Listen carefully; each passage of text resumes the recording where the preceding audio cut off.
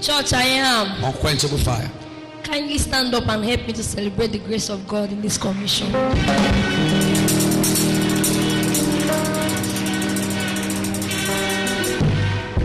Thank you. My name is Mercy Isua. I'm from Agbor, partly Abavo.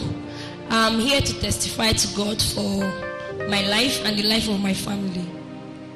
Okay, last year, July, yes, I've been having this back pain, and the pain has been there for over 4 years. Yes. So last year, July, I went for a particular hospital, and the doctor told me that there's no drug that can work, because when they did the test, they said it's a muscle shift or something. The name is too long. Wait, I even threw the test. Muscle shift. So even a doctor said that there's no drug that can work. So it has gone beyond doctor or medical. Tell us. He said the only solution is to operate it. Okay, to operate it. Yes. Okay. So when he told me about the operation, I said, okay. He told me the price, and my mom now asked him and said, if there is another way aside the operation, or before the operation, if they can administer any injection that will make me to sleep, that I cannot even hold a razor blade, that will not allow them to do it. So I'm a very fearful person. So the doctor now said, it's me that know that I'm wasting my time, and he's traveling to Dubai, that if I don't attend to this, that I'm a young girl, something might happen in future. So I now asked him one question. I said, doctor, after the operation, the next day I'll be free? He said no, that they are going to keep me here for 1 week, because he said something like they are going to use a POP all around to my leg. That with time, let's say within 6 months, that will be all right. And I said, mommy, let's go. If it's something that we operate and it will not take me 6 months to heal, and you even say you are not sure that it's with time, and I said there's nothing I can do here. That is not the money, that me, I don't want to do any operation, even if it's for free. So I was so lucky. I was traveling with my daughter, one of my students. She's in choir, Mercy.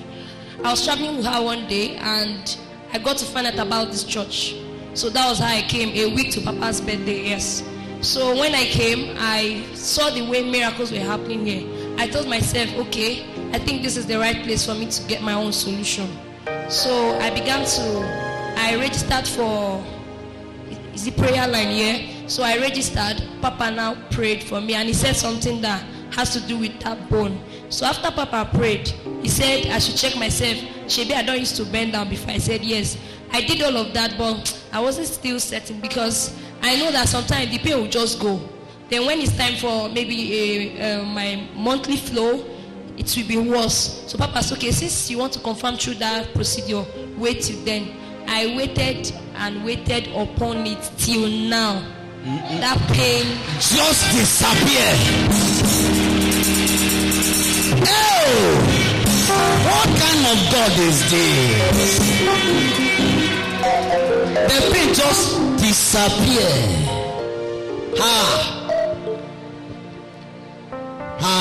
You think about it now. Something the doctor said, no drugs can cure this one unless they operate it. And just a touch on the prayer line took that nonsense away. Can you clap your hands for Jesus? Tell us the truth. So, did you go for the surgery or operation again? I did not go for that operation. You did not? If you want me to give you the doctor's address, I did not go for the operation at all. Okay. No. The mistake you did, that you did not come with the diagnosis result. I threw it away. You threw it away so that the world can see. Clap your hands for Jesus. Now, with this your experience as a young lady, like the doctor said, anything would have happened in the future. But the God of Brother Fire corrected the error before the future. And look at you testifying today. So after I thought the problem was solved, it was now my mom again. Okay. My mom became very sick. Usually the kind of job that we do, my mom she has a restaurant. So that kind of hard job, sometimes she falls sick and then she gets better. But this particular one stayed. She was not getting better at all. She went to FMC. She went to Ogara Teaching Hospital. Nothing was working. So when my father now saw that nothing was now happening, like the sickness remained there, my father now said, okay, what do we do? I said, let's go to church. Meanwhile, we went, this particular pastor that came to the hospital to pray for my mom, he said somebody collected one of my mom's slippers. And of a truth, we were looking for that slippers for a long time. And when the man said something, he said, if she's not careful, that she might not make it. I told him, thank you for the revelation, but the confirmation of what I am not accepting, because my mother cannot die for something God has already found out about. So I called Papa. I told Papa, this is what's happening to my mom. Papa said, let them bring him back from the hospital since he's not working. My mom said, okay. So when my mom came back, my father was angry with me. Shebi, if I let them stay hospital, now that she's at home, she cannot move, she cannot do anything. What is going to hit her? She will just wake up every day and be using the fire oil that I gave to her. I told my dad not to question yet, that if after 1 month she's not better, they can take her back to the hospital. So I knelt down with my fire oil. I said, God, if this fire oil has been working for people, let it work for me. And then I told my mom how to use it. So my mom took it. So one particular morning, my mom woke up. She said, I've been seeing you piercing a lot of things in my water. But the thing is, all this thing you are doing, I'm not saying it's not working, but there's only one thing that I want you to do for me. He said, I want to see Papa.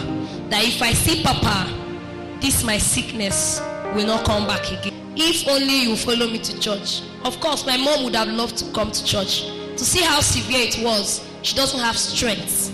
Like, you cannot even carry her to the car and expect her to sit. She doesn't have that kind of strength. So I now said, okay, since you said you want to see Papa, let me tell Papa. I sent Papa a message. Papa said he's well with her, shouldn't worry. I now went with my phone. I went to Facebook. I screen recorded Papa's message during services, upon services. I screen recorded and I saved it to gallery. I left the phone with her. I go to work, I don't take my phone. So she's always playing it to listen to Papa's message. I think that was where she even saw Papa's face.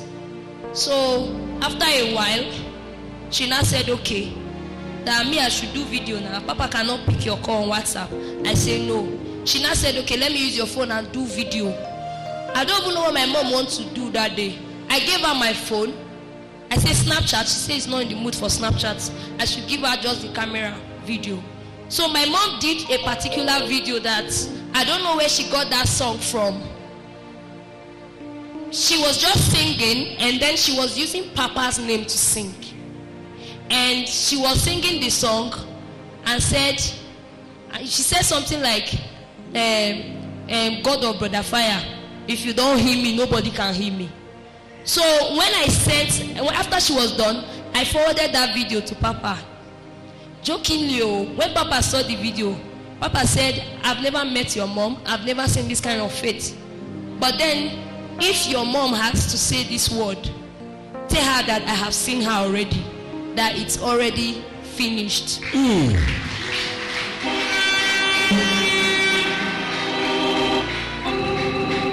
Okay. Papa said this video that she sent to me made me cry, because this is somebody that has never been to my church. So after I told her what Papa said, and then Papa now promised me this miraculous sound. So he told me to tell the pastors to give to me. When they gave it to me, honestly, they gave me this sound, this miraculous sound, and then I administered it to my mom's water. Usually she used to always use shower. So because I wanted to be very careful, I told her not to, that doctors, in fact, they said that she should not use shower again, because I wanted to be putting it in her bucket of water. So that was how I did it for just 3 times, like 3 good times, 3 days, yes. Afterwards, my mom told me that the way she used to stand up before on the bed, yes, we used to support her.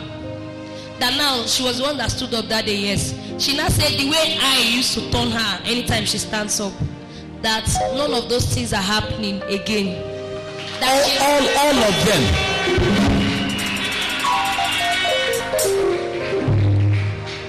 As I speak with you now, that sickness rested for 7 and some days, 7 months and few days. My mom is stronger than an army man. Stronger than an army man. Church, are you clapping your hands for Jesus? The doctors, what did they call it? Did you not give it any name? Okay, during the period she was going for that FMC and yes. Ogara, they said they are not seeing anything. That after the test, they said they are not seeing anything. Because before we used to think, okay, it's typhoid and all of that. The doctors, my sister also is a nurse, they said they are not seeing anything from her test. Even the doctor was scared and said, since they are not seeing anything, and she doesn't belong here, they should take over her sick bed and take her home. So that was even what prompted to my mind. That gave me a reminder that yes, she needed to meet with God and not with a doctor. Clap your hands for Jesus. And today, like you said, your mom is stronger than an army man. Strong. No eyes of the turning of the eyes and the rest. Your mom that used to support, nobody supporting her now. Just clap your hands, it was a miracle. What the doctors could not see, God saw it and took it away. Clap your hands again for Jesus. Sister, because of time, we celebrate with you for these wonderful testimonies of yours. The great healing. You came and you connected your family to see your power. And look at the miracles. As a young lady, please tell us just one or two advice to viewers all over the world and the ones that are here listening to your testimonies. Yes. But then I want to advise everyone here. You know, people who are viewing me right now and then the rest of us sitting here, the truth is sometimes it's not really about the instruction of a man of God alone. It has to do with faith a whole lot. You know, faith goes a long way to make a lot of things work for you. I think I advise that people should always see faith first and take instruction and use faith to work with it. And then I also want us to always know that there's no better place than here. City of Power is not just a place to visit, it's a place to dwell. That is how I see here. The testimonies remain permanent in Jesus' name.